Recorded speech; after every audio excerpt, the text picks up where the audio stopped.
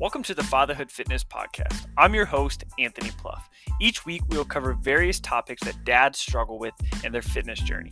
I'll give you actionable steps that you can apply right away, not only to take back control of your own health, but so you're able to be a better example for your kids too. So one of the things you'll realize when you first become a dad is that alone time is something that you don't get too much of. But whether you're an introvert or extrovert, I don't think it really matters. I believe everybody could benefit from some time alone. And hopefully you can find some alone time every single day, but if not, for sure, every single week. Now, I know that I need some time where I can just kind of recharge a little bit so then I can show up the rest of the day and be the best version of myself. Now, whether you're working out at home or you're working out at the gym, it's important to carve out some time where you're able to just kind of be by yourself, maybe just alone with your thoughts, whether that's an early morning walk, however that looks for you could be different than somebody else. Now, I'm typically the last one to go to sleep at night.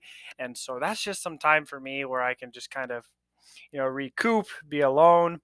And, so the next day, I'm ready to do it all over again.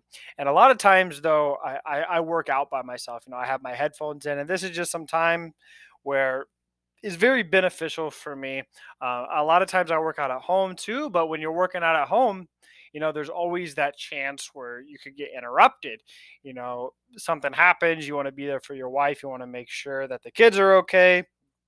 There's a greater chance. Now, I split about half my workouts where I do half at home, half at the gym. And when I'm at home, though, so my workout equipment, my workout area is also part of my office. And so when I'm in the room, when I'm in my office, when I'm in my home gym, that's all I try and do there is I'm either working or working out.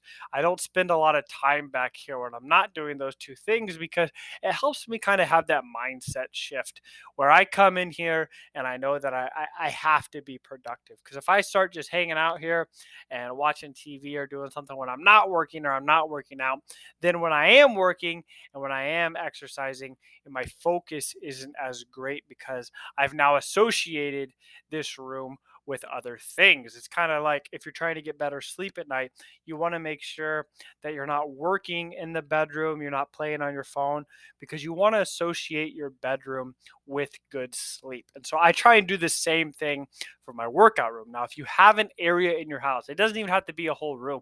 It could just be like a small area.